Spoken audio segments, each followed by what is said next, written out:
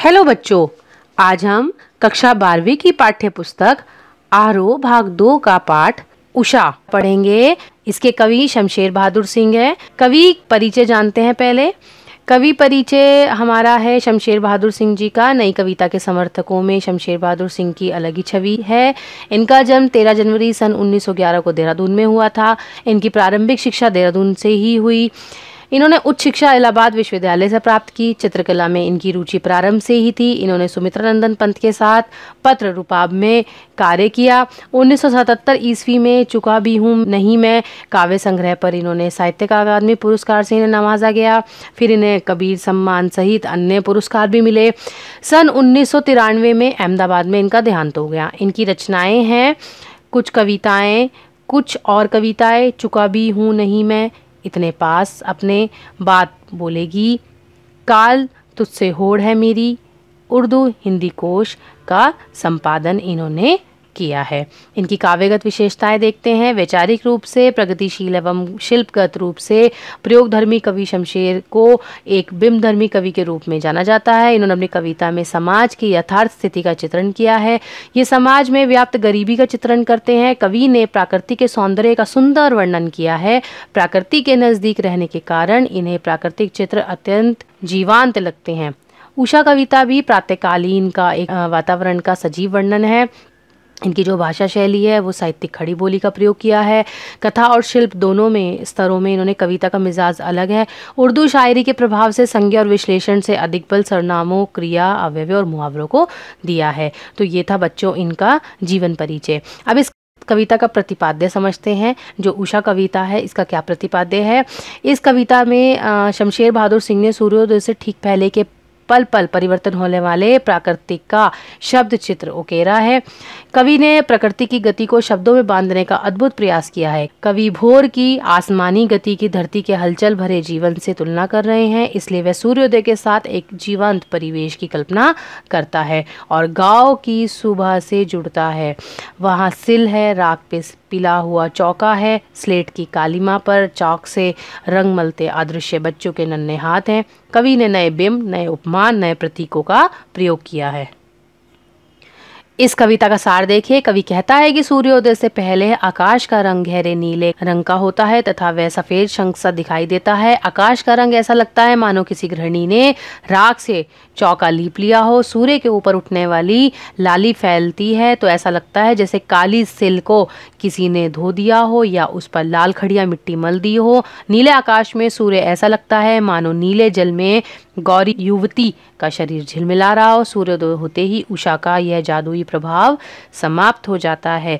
तो बच्चों ये प्रतिपाद्य और सार भी मैंने आपको बताया, ये आपको लिखने में मदद करेगा, क्योंकि यदि आपको कविता का प्रतिपाद्य और सार लिखने के लिए आता है तो आप यहाँ से इसको आसानी से लिख सकते हैं। अब मैं आपको बताऊंगी इस कविता की व्याख्या। बच्चों देखिए, इसका कविता का नाम है उषा। उषा का मतलब होता है सुबह, भोर, सुबह का जो हमारा समय होता है। तो हम इसी शीर्षक के साथ अपनी कविता का आरंभ करते हैं। आपको ये कविता समझ में आए तो मुझे कमेंट करके ज़रूर बताइएगा। मेरे चैनल भाषा ज्ञान को आप सब्सक्राइब करें, इस वीडियो को लाइक करें, शेयर करें ताकि और बच्चों तक ये पहुँच सके। चलिए उषा कविता की व्याख्या हम पढ़ते हैं। प्रात नभ था बहुत नीले शंख जैसा, भोर का नभ, राख से लीपा हुआ चौका अभी गीला पड़ा है। भोर का मतलब क्या होता है? प्रभात होता है, सुबह होती है। नभ का मतलब आकाश, और चौका जो रसोई बनाने का स्थान होता है, जो मिट्टी से पहले लीपा जाता था, उसे चौका कहते हैं, है ना। तो अब इसमें प्रसंग देखिए। प्रस्तुत काव्यांश हमारी पाठ्य पुस्तक आरोह भाग 2 में संकलित उषा कविता से ली गई है। इसके रचयिता प्रसिद्ध प्रयोगवादी कवि शमशेर बहादुर सिंह हैं। कविता में कवि ने सूर्योदय से पहले के वातावरण का सुंदर चित्र का वर्णन किया है, यह बताया है। इस अंश में सूर्योदय का मनोहारी वर्णन किया गया है। तो देखिए कवि क्या कहता है। कवि कहता है कि सुबह का आकाश ऐसा लगता है मानो नीला शंख हो। दूसरे शब्दों में कह सकते हैं कि इस समय आसमान शंख के समान गहरा नीला लगता है, वह पवित्र दिखाई देता है। वातावरण में नमी सी प्रतीत होती है। सुबह सुबह आकाश ऐसा लगता है मानो राख से लीपा हुआ कोई चौका हो। चौका नमी के कारण गीला लगता है। जब चौके को लीपा जाता है तो वो हल्का हल्का नमी के कारण गीला गीला सा लगता है। तो ऐसा ही सुबह का समय प्रतीत हो रहा है। इसमें विशेष देखिए, कवि ने प्रकृति का मनोहारिणी चित्रण किया है। शंख जैसे में उपमा अलंकार है। सहज व सरल शब्दों का प्रयोग किया है। ग्रामीण परिवेश सजीव हो उठता है और नए उपमानों का उपयोग है। दूसरा देखिए इसका, बहुत काली सिल जरा से लाल केसर से कि जैसे धुल गई हो, स्लेट पर या लाल खड़िया चौक मल दी हो किसी ने। सिल मतलब जो मसाले पीसने वाला होता है। आपने देखा होगा सिलबट्टे का जब हम इस्तेमाल करते हैं तो सिल, जिसपे मसाले या चटनी वटनी पीसी जाती है। केसर मतलब विशेष, एक फूल होता है, विशेष फूल होता है केसर का। मल देना मतलब त्याग देना। तो प्रसंग हम पहले की तरह ही लिखेंगे जैसे पहले लिखा था हमने। उसके बाद अब इसकी व्याख्या देखिए। कवि कहता है कि प्रातःकालीन आकाश का वर्णन करते हुए सूर्य क्षितिज से ऊपर उठता है तो हल्की लालिमा की रोशनी फैल जाती है। जब वो थोड़ा सा ऊपर उठता है, जब सूर्योदय का समय यदि आपने देखा हो, तो हल्की सी लाली लाल लाल सी रोशनी जो है चारों तरफ सबसे पहले फैलती है। ऐसा लगता है कि काली रंग की सिल को लाल केसर में धो दिया हो। अंधेरा होता है ना, तो एकदम से थोड़ा सा पहले लाल लाल सा हमें दिखाई देता है सुबह का समय। तो अंधेरा काली सिल तथा सूरज की लाली केसर के समान लगती है। इस समय आकाश ऐसा लगता है मानो काली स्लेट पर किसी ने लाल रंग की खड़िया मिट्टी से कुछ लिख दिया हो। अंधेरा काली स्लेट के समान व सुबह लालिमा खड़िया चौक के समान प्रतीत हो रही है। विशेष देखिए, प्रकृति का मनोहारी चित्रण है। पूरे काव्यांश में उत्प्रेक्षा अलंकार है। मुक्तक छंद का प्रयोग है। नए बिंबों व अलंकारों का प्रयोग है। सहज सरल खड़ी बोली की सुंदर अभिव्यक्ति की गई है। अगला पैराग्राफ देखेंगे अब हम।